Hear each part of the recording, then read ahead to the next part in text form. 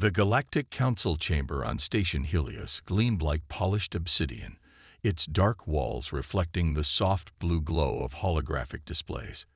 Ambassador Kira Puddle stood at the podium, her traditional Indian-inspired diplomatic robes flowing gracefully as she addressed the assembled representatives. At 32, she was young for such a prestigious position, but her reputation for skillful negotiation had earned her this role as humanity's voice among the stars. The Earth Coalition seeks only peaceful cooperation and mutual understanding, she said, her voice clear and steady. We believe there is room enough in this vast galaxy for all species to prosper together. From their elevated seats, the Drachnid delegation watched with cold, reptilian eyes. Their scaled faces remained impassive, but Kira had learned to read the subtle twitches of their head crests. They were not impressed. High Commander Vextor, leader of the Drachnid Empire's diplomatic corps, rose to his full 3-meter height. His ceremonial armor gleamed with the deep purple of his house, decorated with the bones of fallen enemies, a tradition that made most other species uncomfortable. Pretty words, he growled, from a species that barely understands stellar travel. The Drachnid Empire has ruled these sectors for 10,000 years. We do not share power with newcomers. Kira maintained her composure, though she noted how other delegations shifted uneasily in their seats. The Drachnids had dominated this region through fear and military might for generations. Their technology was centuries ahead of Earth's, and their warrior culture celebrated brutality as a virtue. With respect, High Commander, Kira replied, cooperation is not about sharing power, but about sharing prosperity.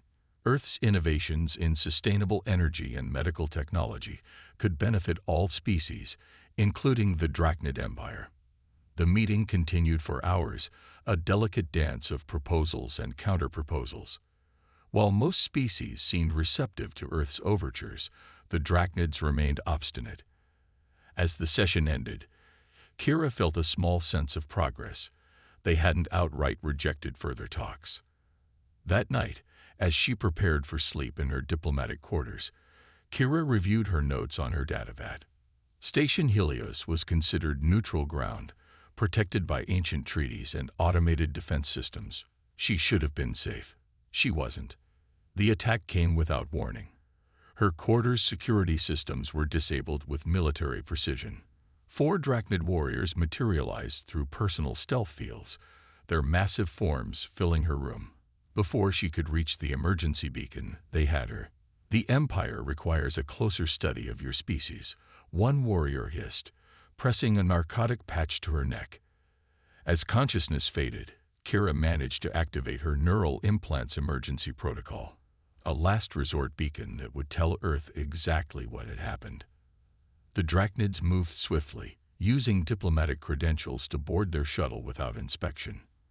By the time Station Helios realized something was wrong, their ship had already jumped to hyperspace, leaving only quantum ripples in their wake. On Earth, in the underground complex beneath Geneva, General Isabella Santos received the emergency signal.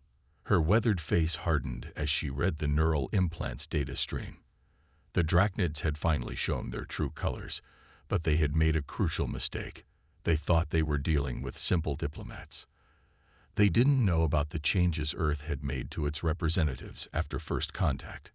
Every human diplomat carried specialized neural implants that did more than just communicate.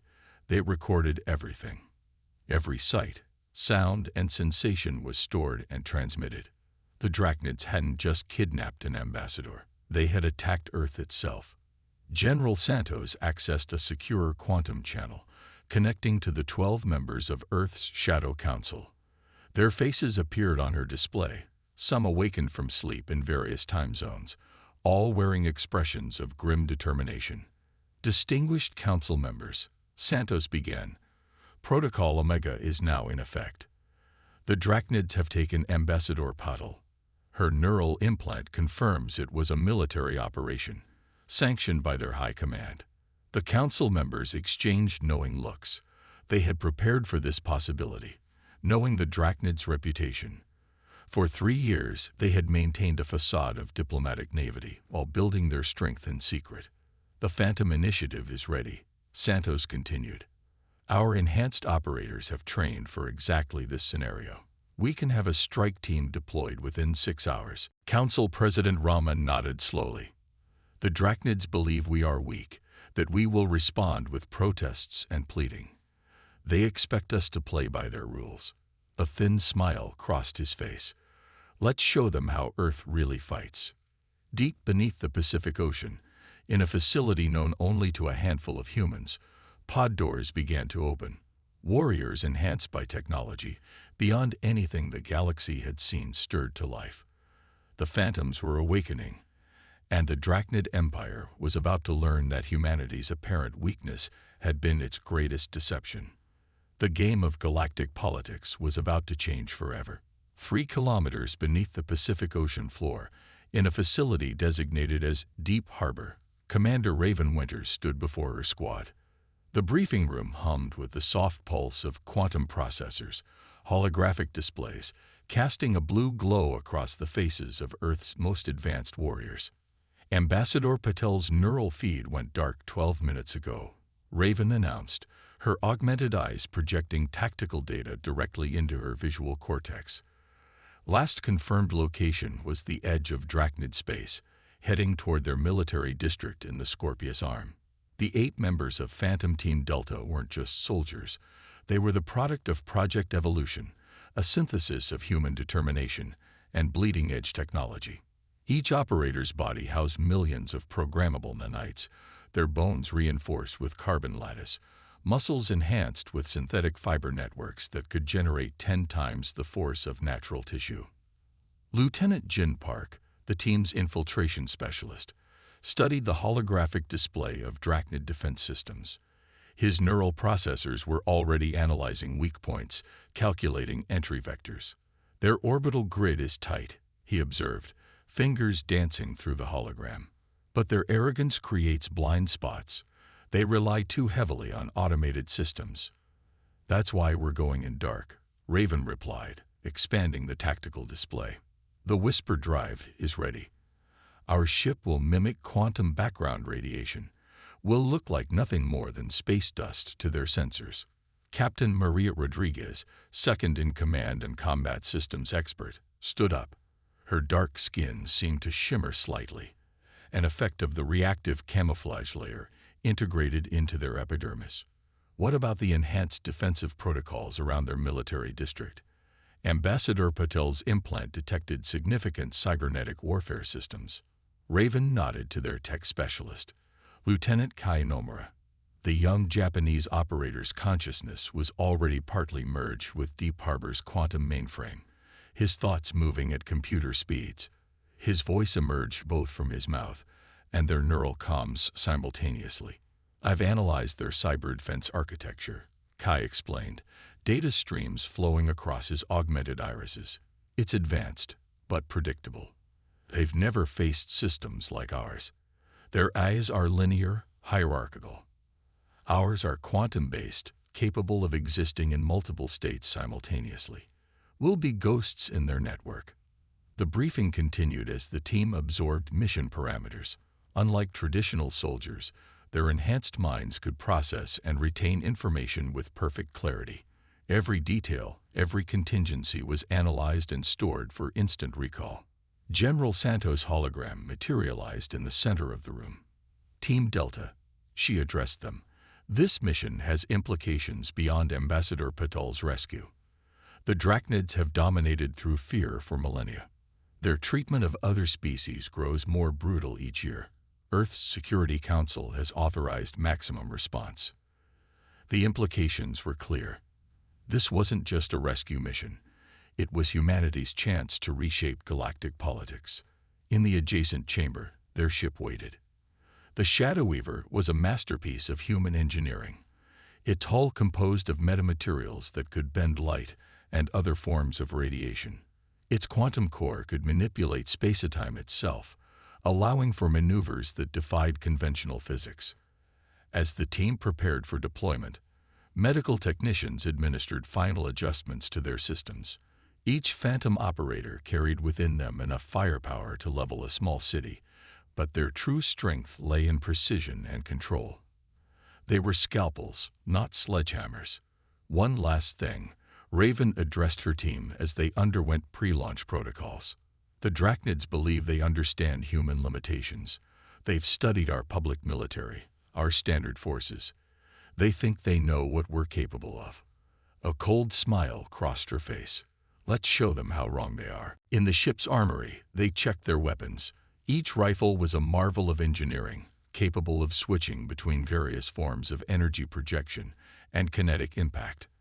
Their armor, when activated, could render them nearly invulnerable to conventional weapons, its quantum field generators able to deflect even direct hits from Drachnid plasma cannons. But their greatest weapons were their minds. Each operator had undergone years of enhancement and training. They could process information faster than supercomputers, react to threats before conscious thought, and coordinate with perfect precision through their neural network. As the Shadow Weaver prepared for launch, Deep Harbor's massive underwater doors began to part. Seawater rushed around the facility's quantum shields, the pressure at this depth enough to crush normal submarines instantly. "Remember," Raven said as her team took their positions, "we're not just fighting for Ambassador Puddle. We're fighting for every species that suffered under Drachnid oppression. Today, humanity steps out of the shadows." The Shadow Weaver's engines hummed to life, their quantum resonance barely a whisper in the deep ocean. Above them, 3 kilometers of water and rock separated them from the surface. But soon, they would traverse light years, carrying with them humanity's response to tyranny. The Drachnid Empire thought they had captured a simple diplomat. Instead, they had awakened something they couldn't possibly understand. Humanity's hidden strength was about to be unveiled, and the galaxy would never be the same. The Shadow Weaver slipped through Drachnid space like a ghost through walls. Its quantum drive left no trace, its metamaterial hull absorbing or redirecting any scanning beams that happened to brush against it.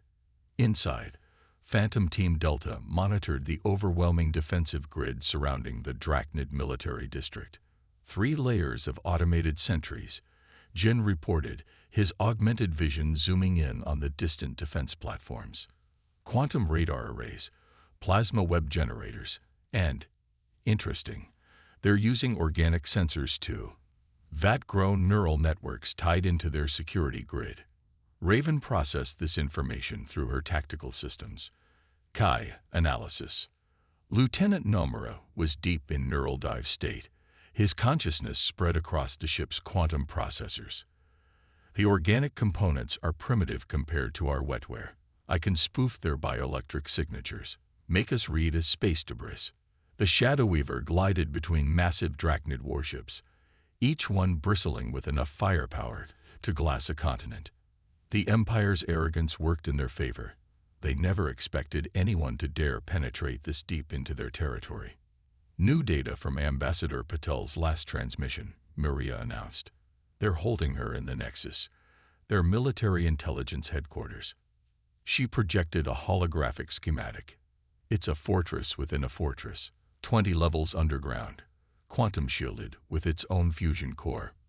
Raven studied the layout. That's where they take species they want to. Study. Perfect. They'll have their best security there. Their leadership will be close. The plan was taking shape in their enhanced minds. This wasn't just about rescuing Kira Patel anymore. This was their chance to access the heart of Drachnid military intelligence. The Shadow Weaver settled into a synchronous orbit behind one of the Drachnid's own sensor satellites. They were now in position above the capital city of Drachnar Prime. Below them spread a metropolis of brutal architecture, all sharp angles and weapon-like spires, built to intimidate as much as to house. Team, Raven addressed her squad. Infiltration Protocol Alpha. Remember, we're not here to start a war. We're here to end one before it begins. Their armor activated, nanomaterials flowing like liquid metal across their bodies. Each suit was a technological marvel, capable of adapting to any environment and rendering them virtually invisible to any known detection system. The drop from orbit was silent and precise. No pods, no ships. Just 8 enhanced humans in cutting-edge stealth suits, their bodies protected by personal quantum fields as they entered the atmosphere. They looked like shooting stars, but the Drachnid sensors registered nothing. They landed in different sectors of the city, each operator moving independently toward their target. Their neural network kept them in constant communication, sharing real-time tactical data and sensor readings. Jin reached the Nexus first, his infiltration systems already probing the facility's defenses.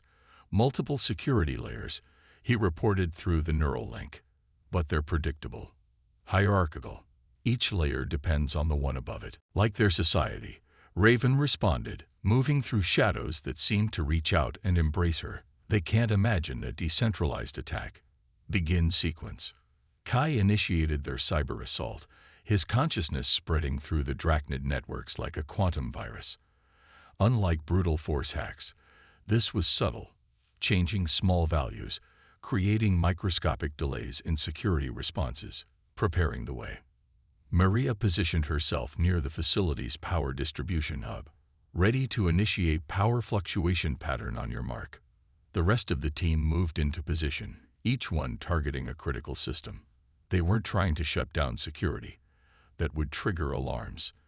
Instead, they would create a cascade of minor anomalies, each one within normal parameters, but together forming a gap in the Drachnid's perfect defense. Security patrols are synchronized, Jin reported. Predictable intervals. Arrogant. They trust their technology too much. Raven checked her tactical display. All pieces were in position. Execute infiltration sequence. Remember, minimal force unless absolutely necessary. We're not here to validate their fear of other species. The operation began with microscopic precision. Power fluctuations within normal range, but timed perfectly with sensor suites. Environmental controls adjusting by fractions of degrees, causing automated systems to compensate and create blind spots. Security patrols responding to minor anomalies that pulled them away from critical areas.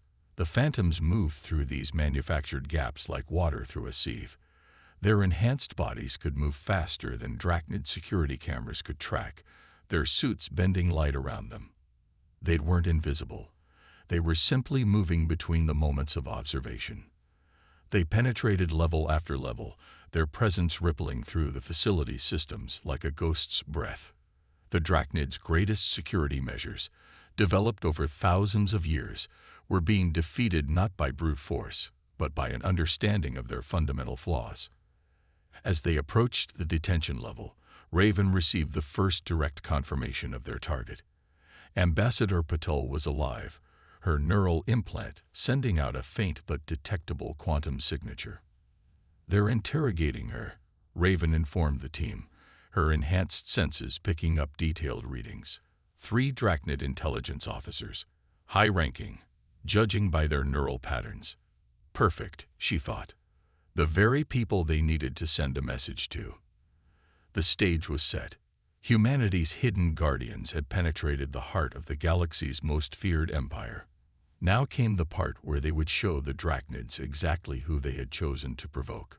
The interrogation chamber's walls pulsed with a sickly green light, designed to disorient and disturb most species' neural patterns. Ambassador Kira Patel sat strapped to a neural interface chair, her face showing exhaustion but her eyes still defiant. 3 Drachnid intelligence officers loomed over her, their scaled forms enhanced by cybernetic augmentations. "Your species' resilience is interesting," the lead interrogator hissed, his cybernetic eye whirring as it adjusted focus. "But ultimately futile. The Empire will have what it needs." The chamber's door suddenly sealed itself, environmental controls shifting without warning. The Drachnid's augmented senses detected something wrong. Microseconds too late, the shadows in the room came alive.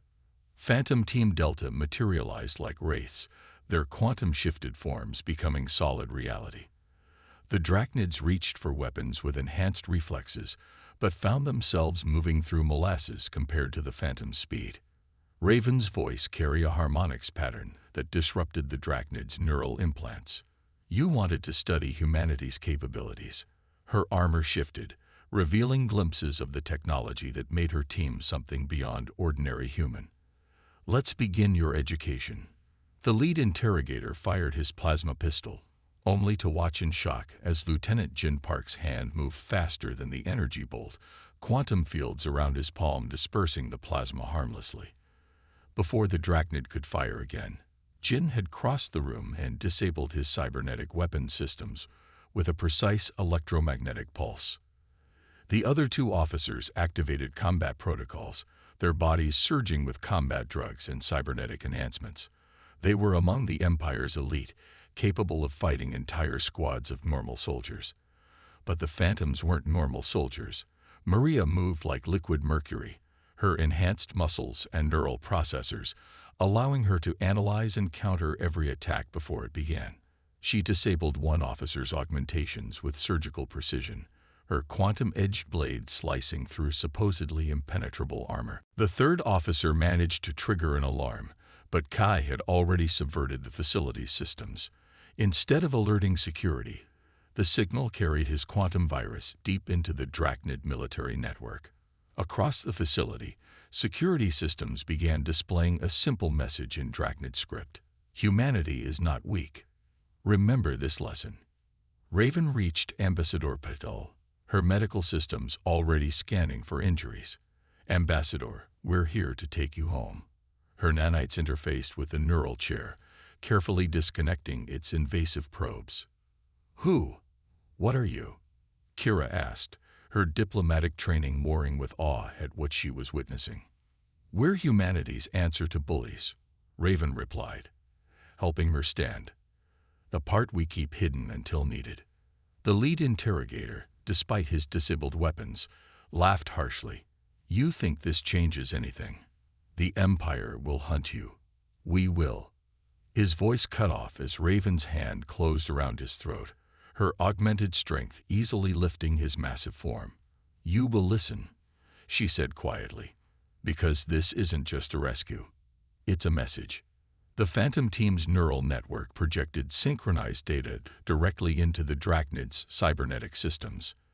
They saw flashes of humanity's hidden capabilities, glimpses of technologies that went far beyond what the Empire believed possible. We could have come with fleets, Raven continued, could have started a war. Instead, we sent 8 operators who walked through your best defenses like they weren't there. Remember that the next time you think about threatening Earth or its allies. Security forces were finally responding, but too late.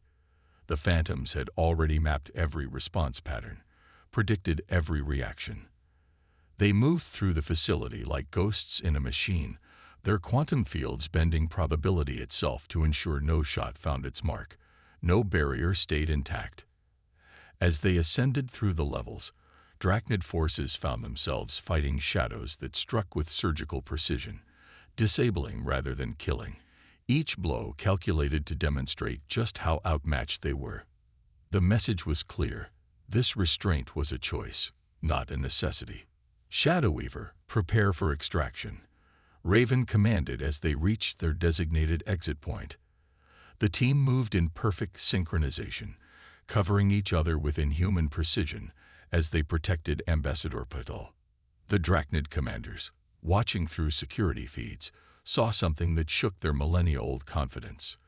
Their finest warriors, their most advanced security systems, their impenetrable fortress, all had been defeated not by superior numbers or brute force, but by something they had never truly understood: human ingenuity combined with hidden technological superiority. As the team prepared for extraction, Kai's quantum virus completed its work. Every system in the facility now carried proof of what had happened, proof that couldn't be erased or denied.